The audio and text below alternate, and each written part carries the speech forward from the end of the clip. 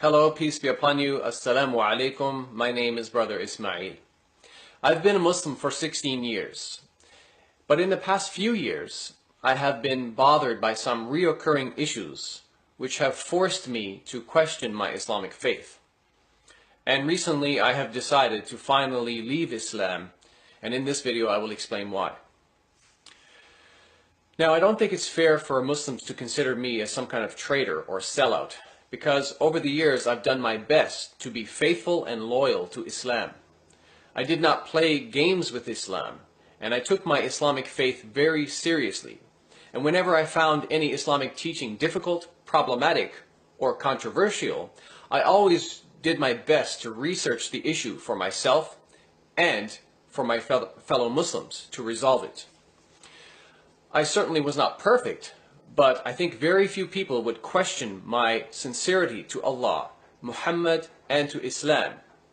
So I can assure you that I was committed to this religion called Islam. Now let me address the title of this video, the question, why I left Islam. The answer to this question is the Quran and Muhammad and their teachings on moral standards and conduct. You see, over the past few years, I have found that I am no longer able to defend the Quran and especially Muhammad's morals and conduct. In the past, I have done my best to defend Islam, and in particular to defend Muhammad from the claims and charges made against him. I tried my best to love Muhammad, and I can prove I stood up for him and defended him many times.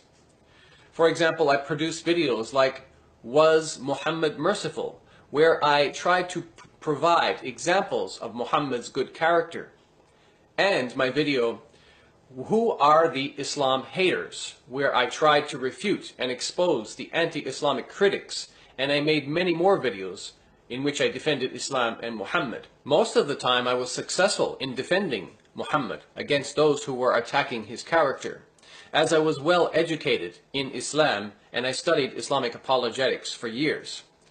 However, while I was defending Islam, I had noticed many of the criticisms were actually valid and based on authentic early Islamic sources, and I found myself at a loss to find adequate, honest responses to them. In the coming videos, I shall share with you many of the allegations made against the Quran and Muhammad that I could no longer defend. But for the sake of brevity, in this video I will provide you with one example on the topic of sexual immorality. As shocking as it may seem, both the Quran and Muhammad teach that it's permissible, halal, to capture and rape female war captives, even if these women are married and their non-Muslim husbands are still alive. So let's investigate the Islamic sources to see what they say. The Quran in chapter 4 verses 22 and 23 informs Muslim men about the categories of women which they are forbidden to marry. But in ayah number 24 we read, وَالْمُحْصَنَاتُ مِنَ النِّسَاءِ إِلَّا مَا مَلَكَتْ أَيْمَانُكُمْ. Also forbidden are women already married, except those whom your right hands possess. So we see here in the Quran an exception, an example where it is permissible, halal, for a Muslim man to marry a woman who already has a husband. But who are these women described as being owned or possessed by your right hand? For the answer, let us turn to the most famous commentator on the Quran, Ibn Kathir, who, while commenting on Quran chapter 4:24, said the following, quote, Allah said, وَالْمُحْصَنَاتُ مِنَ النِّسَاءِ إِلَّا مَا مَلَكَتْ أَيْمَانُكُمْ. Also forbidden are women already married except those whom your right hands possess. The ayah means you are prohibited from marrying women who are already married. إِلَّا مَا مَلَكَتْ أَيْمَانُكُمْ.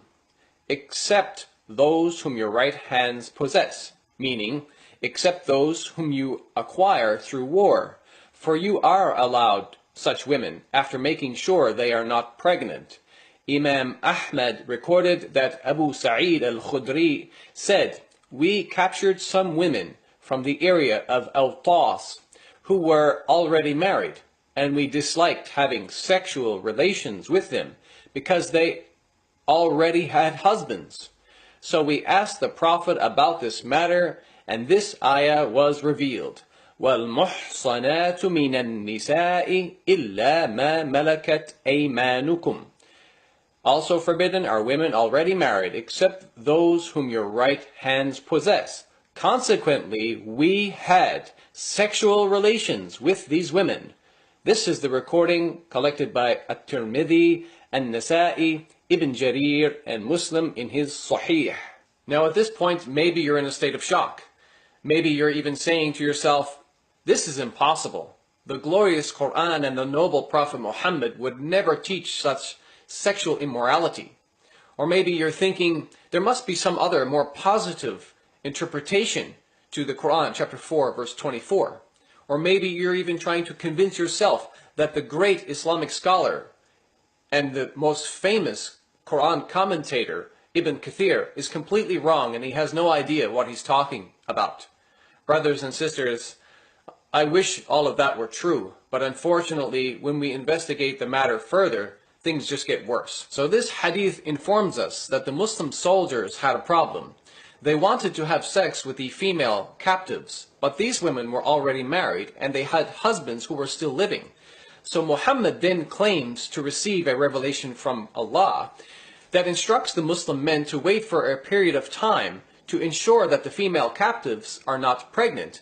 And then after that period, these Muslim men are allowed to go and have sex with these married women. Now ask yourself this question.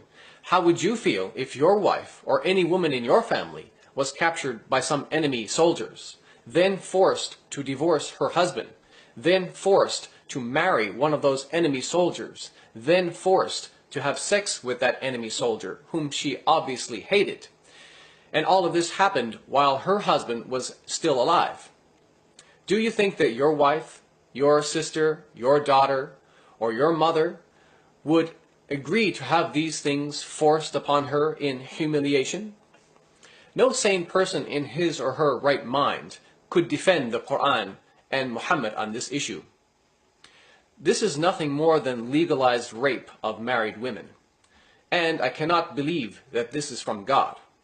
So therefore, I am rejecting the Quran and Muhammad on this issue. Now you have some idea why I left Islam. And in the coming videos, I hope to share more reasons with you, because there are many.